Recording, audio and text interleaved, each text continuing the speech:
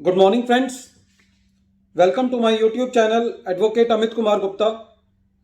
अपने income tax के cases की सीरीज में आज जो केस हम लोग डिस्कस करेंगे वो ट्रांसफर प्राइसिंग पर है। केस का नाम है first American India private limited versus deputy commissioner of income tax. ये केस बेंगलोर ITAT ने डिसाइड किया और मैटर 94 ITR ट्रिब्यूनल 577 पे रिपोर्ट किया गया। केस 2 फरवरी 2022 का है।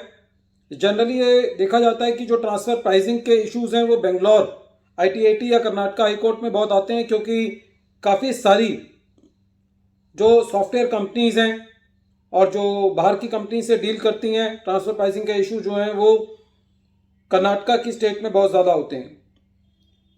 फ्रेंड्स, इस केस में जो एसएससी है वो एक सब्सिडरी कंपनी है USA की, और जो एसएससी का व्यापार है वो बैकअप सपोर्ट सर्विसेज प्रोवाइड करने का है। बैकअप सपोर्ट सर्विसेज के अंदर ये इंफॉर्मेशन टेक्नोलॉजी एनेबल्ड सर्विसेज अपनी होल्डिंग कंपनी को प्रोवाइड कर रहे थे, और सॉफ्टवेयर डेवलपमेंट सर्विसेज का भी कुछ हिस्सा जो है वो अपनी होल्डिंग कंपनी को प्रोवाइड कर रहे थे। जब असेसमेंट चल रही थी तो ट्रांसफर प्राइसिंग का इशू आया, और जो ट्रांसफर प्राइसिंग की एडजस्टमेंट की गई वो ऐसे कंपेरेबल्स को लेके की गई जिसका दूर दूर तक एसएससी से कोई लेना देना नहीं था, और वेल सेटल्ड प्रिंसिपल्स को पूरा इग्नोर किया गया, क्योंकि कंपेरेबल्स के वेल सेटल्ड प्रिंसिपल्स हैं, बहुत सारे जुडिशियल जजमेंट्स हैं, बहुत सारे प्रेसिडेंट्स हैं जहाँ पे कंपेरेबल्स की पूरी मैनरिज्म बताया गया है, तहजीब बताई गई है कि कंपैरिजन के लिए कौन कौन सी कंपनीज का चयन किया जाना चाहिए। तो एक मैटर तो इसमें यह था कि जो कंपैरिजन किया गया वो ऐसी कंपनीज के साथ किया गया जिनकी ब्रांड वैल्यू बहुत ज़्यादा है, जिनका टर्नओवर बहुत ज़्यादा है, जिनकी सेगमेंटल रिपोर्टिंग अवेलेबल नहीं है, या जो एसएससी को से माउथ टू माउथ जो है वो कंपैरिजन नहीं किया जा सकता। और एक छोटा सा इशू ये भी था इस केस के अंदर कि जो टेलीकम्युनिकेशन के चार्जेस थे जो कि फॉरेन एक्सचेंज में किए गए थे, वो असेसिंग ऑफिसर ने डिडक्शन देने के लिए एक्सपोर्ट टर्नओवर में से तो कम कर दिए, लेकिन टोटल टर्नओवर में से नहीं किए। तो इसके ऊपर भी कोई डाउट नहीं है। There is a number of cases in which it has been decided that once you exclude an item from the export turnover then you have to exclude that item from the total turnover, क्योंकि जो total turnover है वो उसके अंदर export turnover भी आती है। तो यदि आपने कोई आइटम एक्सपोर्ट टर्नओवर में से निकाल दिया तो बट नेचुरल है कि उसको टोटल टर्नओवर में से भी निकालना है। लेकिन रेवेन्यू कलेक्शन के लिए इतने बेताब हो जाते हैं हमारी असेसिंग अथॉरिटीज की वो एक कॉमन सेंस को भी कई बार यूज नहीं करना चाहते।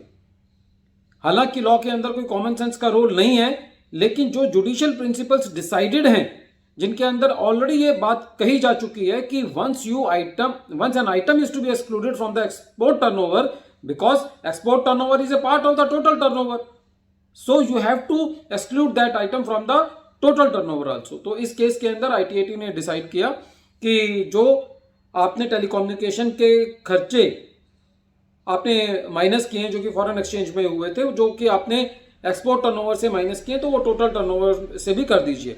और जो ITAT ने कुछ प्रिंसिपल्स को रीइटरेट किया, बताया कि जो कंपैरिजन का जो मैनरिज्म है उसको मैं एक बार आप लोगों के साथ दोबारा बता रहा हूं। तो वो ITAT ने ये कहा कि SSC can not be compared with companies with high turnover.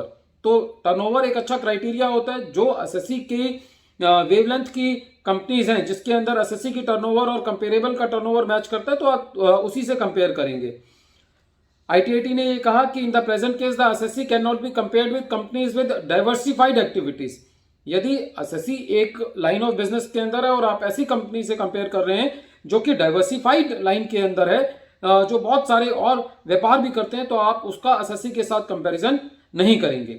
ITAT ने यह भी कहा SSC can not be compared with the companies involve in high end और innovative technologies.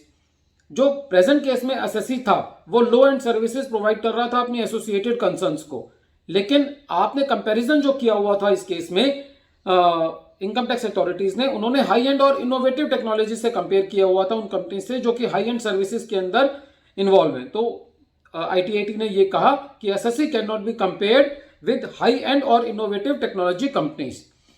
Further, ITAT said that the companies in the present case the company cannot be compared with having high brand value or in midst of peculiar economic circumstances. आप SSC का इतना बड़ा brand नहीं है, लेकिन जो आप transfer pricing के एडजस्टमेंट के लिए एसएससी का जो कंपैरिजन कर रहे हैं वो ऐसी कंपनी से कर रहे हैं जिनका ब्रांड वैल्यू बहुत ज़्यादा है, या जो midst of the peculiar economic circumstances के अंदर जो कंपनीज आती हैं उनसे कंपैरिजन कर रहे हैं. So you have to compare the SSC company with those companies in which are functionally similar. You cannot compare the company with the companies which are not similar in nature.